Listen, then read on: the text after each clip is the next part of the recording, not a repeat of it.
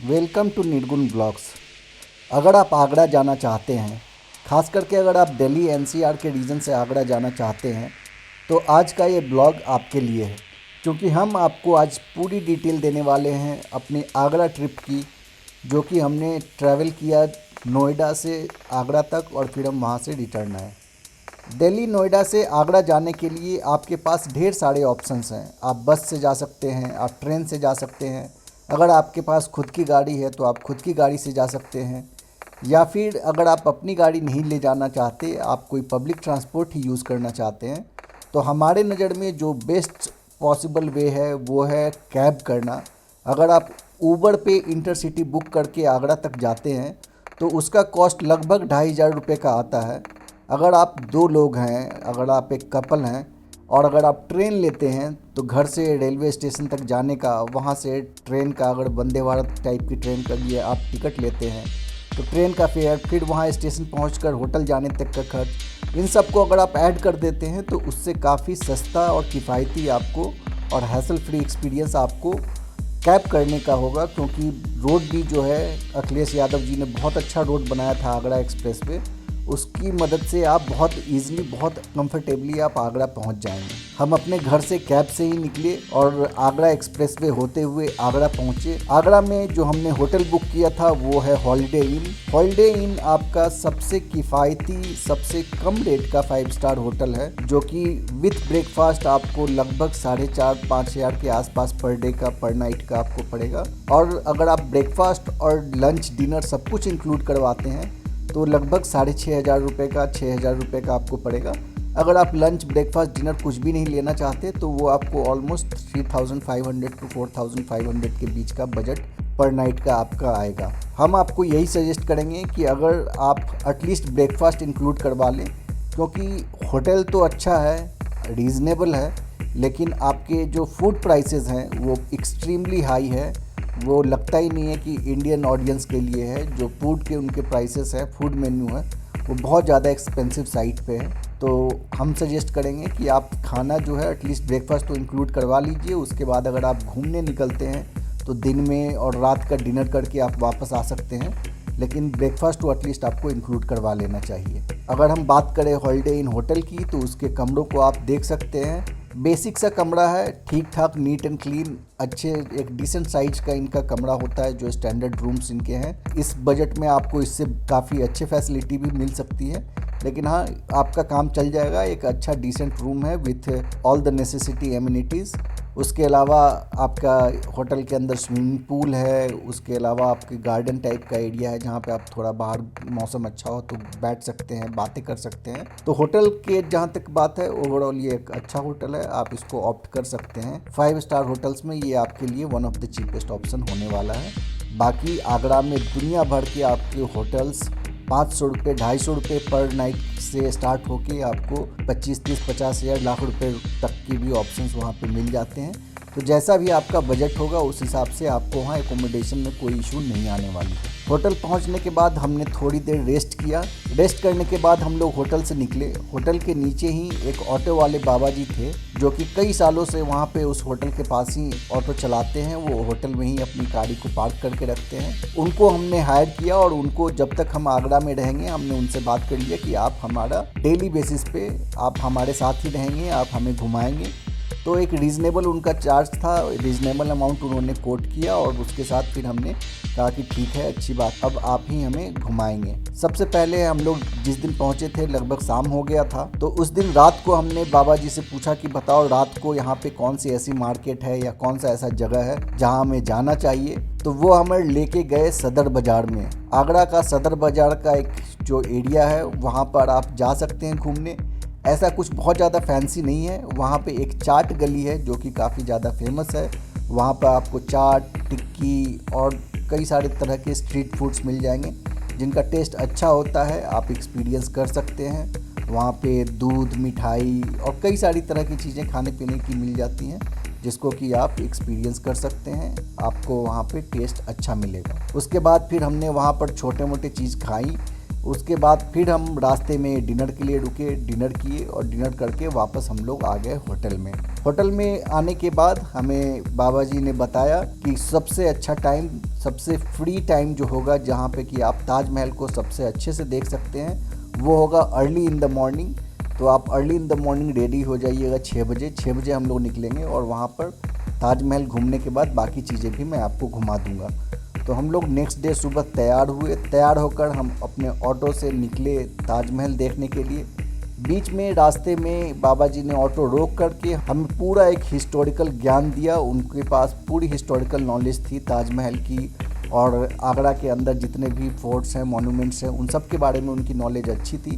तो उन्होंने हमको काफ़ी सारा हिस्टोरिकल फैक्ट्स बताए। थोड़ी सी फैक्ट्स जो उन्होंने हमें बताया वो आप भी सुनिए। 4 मीनार सुना होगा, वो बनाया।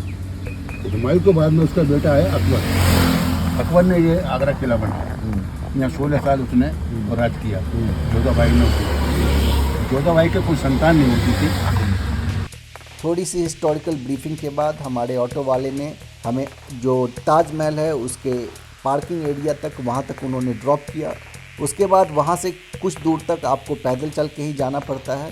दिन में एक टाइम के बाद वहाँ पर एक बैटरी ऑपरेटेड व्हीकल की फैसिलिटी होती है जो चार्जेबल बेसिस पे होता है, आपको पार्किंग से ताजमहल के एंट्री गेट तक ले जाते हैं। पर सुबह के टाइम पे 6-7 बजे वो बैटरी रिक्शा ऑपरेशनल नहीं होती है, तो हम वहाँ से पैदल गए। जाने के बाद हमने टिकट लिया। टिकट का वहाँ पे एक ऐप होता है, ऐप के थ्रू आपकी जल्दी टिकट हो जाती है और उसकी एंट्री भी आपकी ज़्यादा आसानी से हो जाती है। और आपको सामान जो है वहाँ पे लॉकर रूम होता है, वहाँ सब कुछ आपको अपना कैमरा वैमरा जमा करवाना होता है। फ़ोन, मोबाइल फ़ोन्स आप लेकर जा सकते हैं। कैमरे के लिए भी आपको अलग से परमिट लगता है, अगर आप चाहें तो अपना डिजिटल कैमरा भी लेकर जा सकते हैं। पर आजकल फ़ोन ही इतने अच्छे आ गए हैं कि आपको कैमरे की ज़रूरत तो पड़ेगी नहीं। फिर हम अंदर गए। सिक्योरिटी चेक वगैरह को क्रॉस करने के बाद जैसे ही आप सिक्योरिटी चेक इन करके अंदर आते हैं, और इनफैक्ट उसके बाहर भी कई सारे गाइड हैं, आपको पीछे पड़ जाएंगे कि आप गाइड कर लो। हम आपको हाईली रिकमेंड करेंगे, खास करके अगर आप कपल हैं, आपके साथ और कोई आदमी नहीं है, सिर्फ 2 लोग हैं, तो आपको ये गाइड ज़रूर करना चाहिए, क्योंकि 250 से 350 रुपये के करीब लेते हैं ये, जो कि एक रीज़नेबल अमाउंट है, पर आपको बहुत ज़्यादा हेल्प हो जाएगा। खास करके अगर आप कपल हैं, आपके साथ कोई फ़ोटो खींचने वाला नहीं है, तो बाकी सारी चीज़ें जो हेल्प होंगी सो होंगी, पर आपको एक आदमी परमानेंट मिल जाएगा जो आपके सारे फ़ोटोग्राफ्स भी ले लेगा। और ये लोग एक्सपीरियंस्ड होते हैं, इनको पता होता है किस एंगल पे अच्छे फ़ोटोग्राफ्स आते हैं। तो सारे जो अच्छे व्यूइंग पॉइंट्स हैं, सारे जो अच्छे आपके एंगल वाली जगह हैं, वहाँ से आपके फ़ोटोग्राफ भी ले लेंगे। और अंदर जाने के बाद आपका पूरा जो टूर होगा उसको एक स्मूथ बनाने में काफ़ी ज़्यादा हेल्पफुल रहते हैं ये गाइड। जैसे ही आप अंदर आते हैं तो आप देखेंगे कि ताजमहल का एक मेन गेट है। इसके अंदर कई सारे गेट हैं, एक दूसरे के पैरेलल में कई सारे जो गेट्स हैं, उसके हिस्टोरिकल पर्सपेक्टिव कौन सा गेट किस लिए यूज़ होता था वो आपको गाइड बता देगा। लेकिन आप एक मेन गेट दिखता है, इस मेन गेट से आप जैसे ही अंदर आते हैं तो आपको ताजमहल जो दिखना शुरू हो जाता है। और आप जैसे ही ताजमहल को देखते हैं आपको ये अंदाज़ा हो जाता है कि आखिर क्यों इसको दुनिया का 7वां अजूबा कहते हैं। आजकल के ज़माने में जबकि कई सारे मॉन्यूमेंट्स, रेलवे स्टेशन, एयरपोर्ट सब बनते हैं और उसके बाद कुछ ही दिनों में टपकने लगते हैं, टूट जाते हैं, और ये इतने सालों पहले का बना हुआ इमारत आज भी इतना शानदार लगता है, तो आपको समझ में आ जाएगा कि हाँ भाई ये इस चीज़ में बात तो है।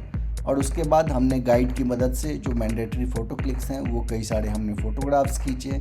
उसके बाद फिर हम और आगे बढ़े। वहाँ पर जब आप ऊपर जाते हैं तो आपको एक टिकट काउंटर दिखता है जहाँ से आप टिकट ले सकते हैं ऊपर तक जाने के लिए। वैसे बिना टिकट लिए हुए भी आप केवल अंदर के जो प्रेमिस है जो कि ताजमहल का, वहाँ आप जा सकते हैं। और उसके लिए आपको एक पाँव में, चूँकि पूरा का पूरा स्ट्रक्चर ये मार्बल का है तो डैमेज ना हो, तो आपके अपने शू में लगाने के लिए एक कवर सा मिलता है। उसके बाद आप करीब से जाके उसके पूरी अंदर से जो गाइड आपको एक्सप्लेन भी कर देगा, और आप अंदर से जाके देख सकते हैं कि वहाँ पर जो पूरा टोम है और अंदर के जो आर्ट वर्क है, जो के जेमस्टोन्स लगे हुए हैं, सबको आप अच्छे से देख सकते हैं। उसके पीछे जाएंगे तो आपको यमुना नदी दिख जाएगी। उसके पीछे आपको जो ब्लैक ताजमहल का साइट है, एक साइट है जहाँ पे कि शाहजहाँ ने प्लान किया था कि वो एकदम रेप्लिका बनाएगा ताजमहल का, जो कि ब्लैक कलर का होगा। और ब्लैक ताजमहल का जो रेप्लिका है वो बनाना चाहता था यमुना नदी के दूसरी पार, हालांकि वो बन नहीं पाया, लेकिन हाँ काम स्टार्ट हुआ था, उसके कुछ अवशेष जो है अभी भी वहाँ दिखते हैं। तो ऐसे हमने ताजमहल को ये पूरा घूमा और घूम करके हम वापस आ गए। चूँकि सुबह का टाइम था तो सुबह के टाइम में थोड़ी धुंध होने की वजह से ताजमहल की जो ब्राइटनेस है, वो खूबसूरती है, उतना निखर के नहीं आ पा रही थी। जैसे जैसे सूरज ऊपर निकल रहा था वैसे वैसे वो और ज़्यादा ब्राइट और ज़्यादा ब्यूटीफुल हो रहा था। तो हमने ये तय किया कि अभी हम लोग यहाँ से निकल जाते हैं और कुछ और चीज़ें जो हैं वो घूमने के बाद हम वापस जो है फिर से एक बार ताजमहल देखने आएंगे।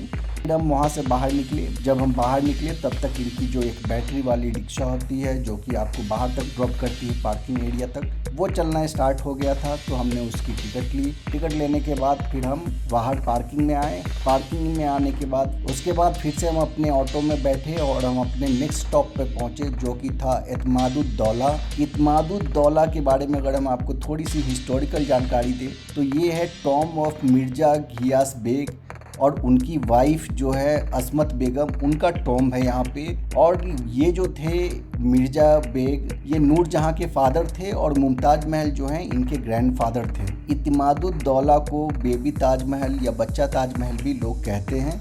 हालांकि इसकी स्ट्रक्चर ताजमहल से कहीं से भी रिजेम्बलेंस नहीं होती, लेकिन हाँ ये काफ़ी एक खूबसूरत है। इसके अंदर काफ़ी सारे प्रीशियस स्टोन्स के काफ़ी ज़्यादा वर्क किए हुए हैं और इस टॉम्ब को, इत्मादुद्दौला को एक मास्टरपीस कहा जाता है डोमलेस क्लास ऑफ मुगल टॉम्ब्स का। तो इसलिए ये भी आपको देखना चाहिए। ये बहुत बड़ा तो नहीं है, बहुत एक छोटा सा ही स्ट्रक्चर है, लेकिन अगर आप जाएंगे तो इसके अंदर आपको जो 2 टॉम्ब्स हैं मिर्ज़ा बेग की और उनकी वाइफ की अस्मत बेगम की, आपको टॉम्ब अंदर रखे हुए मिल जाएंगे। और यहाँ पर भी फिर थोड़े बहुत हमने फ़ोटोग्राफ्स क्लिक किए और उसके बाद फिर हम वापस आ गए, देखा था। इसके बाद हम लोग यहाँ से बाहर निकले। बाहर निकलने के बाद जो हमारा नेक्स्ट स्टॉप था वो था चारबाग, जो कि वही लोकेशन है जहाँ पर कि हमने ताजमहल से यमुना के पार देखा था, जहाँ पर कि ब्लैक ताजमहल शाहजहाँ बनवाना चाहते थे। वो चारबाग में जब आप घूमते हैं तो वहाँ पर आपको वो साइट दिखती है जहाँ पर कि एग्जैक्टली सामने ताजमहल के,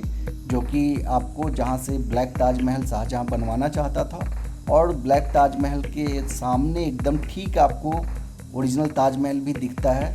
क्योंकि सनलाइट दूसरे साइड से थी तो आपको इतना अच्छा से नहीं समझ में आ रहा होगा अभी, लेकिन आप देख सकते हैं कि ताजमहल आपको यहाँ से बहुत ही एकदम सामने फ्रंट पे ही दिखता है। बीच में बस यमुना रिवर है। इस जगह पर आज भी कुछ अवशेष पड़े हुए हैं।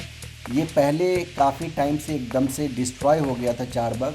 1989 में राजीव गांधी ने ये फिर तय किया कि इसको हम रिवाइव करेंगे और बहुत सारे लोग जो हैं कंस्ट्रक्शन मटेरियल यहाँ से आसपास के गांव वाले उखाड़ के ले जाते थे। पर 1990 के बाद से ये रिनोवेट हुआ फिर से, और फिर से ये टूरिस्टों के लिए खुला और अब यहाँ पे काफ़ी टूरिस्ट जाते हैं और काफ़ी अच्छा रेवेन्यू भी इस चीज़ से जनरेट होता है। तो ये गवर्नमेंट का अच्छा डिसीजन था जिससे कि आज की डेट पे काफ़ी अच्छा रेवेन्यू आता है और एक अच्छा हिस्टोरिकल साइट भी है। उसके बाद हम लोग फिर से वापस ताजमहल की तरफ आए, क्योंकि सन काफ़ी बाहर अच्छे से आ चुका था। तो हमने सोचा कि एक बार सनलाइट में भी जाकर देखते हैं कि ताजमहल अब कैसा दिखता है। तो हम लोग वापस ताजमहल आए। फिर से हम वो बाहर का गार्डन और सिक्योरिटी चेक सब कुछ पास करने के बाद अब आए, तो अब जो चूँकि धूप काफ़ी ज़्यादा तेज़ थी तो सब कुछ काफ़ी ज़्यादा अच्छा क्लियर दिख रहा था। भीड़ काफ़ी बढ़ गई थी इस टाइम तक, इसलिए लोकल लोग बताते हैं कि आपको सुबह जाना चाहिए, उसमें भीड़ कम रहती है। एकदम से फिश मार्केट टाइप का सिचुएशन हो गया था, काफ़ी ज़्यादा क्राउडेड था। लेकिन हाँ, ताजमहल अब एकदम से ब्राइट और वाइट आपको मिल्की वाइट जो है दूर से दिखता है। उसके बाद फिर से हमने कुछ मैंडेटरी फ़ोटोग्राफ्स क्लिक करवाए और फिर हम वहाँ से वापस आ गए। वापस आने के बाद जो हमारा लास्ट डेस्टिनेशन था आगरा का, वो था हमारा आगरा फोर्ट। आगरा फोर्ट को भी अगर आप घूमेंगे तो ऑब्वियसली आपको उस ज़माने का बहुत ही इम्प्रेसिव आपको सब कुछ पूरा फोर्ट दिखेगा। वहाँ पर लोकल लैंग्वेज में लोग इसे लाल किला भी कहते हैं, रेड फोर्ट भी कहते हैं। हालांकि दिल्ली का जो रेड फोर्ट है उसके सामने ये कुछ भी नहीं है। दिल्ली का रेड फोर्ट बहुत ही बड़ा है। लेकिन जब आप इस आगरा फोर्ट में भी जाके और एक एक कमरों को देखेंगे और उसके अंदर के चीज़ें आप देखेंगे तो आपको काफ़ी अच्छे स्पॉट्स मिलेंगे ये महल भी इस हिसाब से बना हुआ है कि इसकी जो भी मेन बैठक की जगह है वहाँ से आपको ताजमहल दिखता रहता है। तो ये एक बहुत ही खूबसूरत बात थी कि अगर आप इसके अंदर भी आप इमेजिन करके सोचिए कि उस ज़माने के जो मुग़ल राजा महाराजा रहते होंगे वो दिन रात हमेशा उनको अपनी खिड़की से ताजमहल दिखता होगा। और ये जो चीज़ है वो काफ़ी एक फैसिनेटिंग था कि इतना अच्छा प्लान करके आर्किटेक्चर बनाया हुआ था। तो कुल मिला के हमने इतनी चीज़ें ही आगरा में घूमी। उसके अलावा आसपास में काफ़ी सारे, अगर आप फतेहपुर जाना चाहें तो फतेहपुर सीकरी में भी फतेहपुर फोर्ट है। तो आप और भी आसपास में भी कई सारी चीज़ें हैं, लेकिन मेन आगरा में मेनली इतनी चीज़ें थी। हमने इतनी सारी चीज़ों को घूमा और उसके बाद फिर हम वापस चले आए दिल्ली अपने नोएडा घर पे। तो आई होप कि आपको आगरा कैसे आना है, जाना है, आपको इसके बारे में सब कुछ आइडिया मिल गया होगा। अगर आपके फिर भी कोई क्वेश्चन है आगरा घूमने से रिलेटेड, आप दिल्ली से जाना चाहते हैं या इंडिया के किसी और पार्ट से आना चाहते हैं, तो आप हमें कमेंट करके पूछिए, हम आपको कोशिश करेंगे कि सारी इन्फॉर्मेशन आपको दे सकें। तो बस इसके साथ ही इस ब्लॉग को यहीं एंड करते हैं। अगर आपको अच्छा लगा तो आप प्लीज़ हमारे चैनल को सब्सक्राइब कीजिए, हमें सपोर्ट कीजिए। Thank you.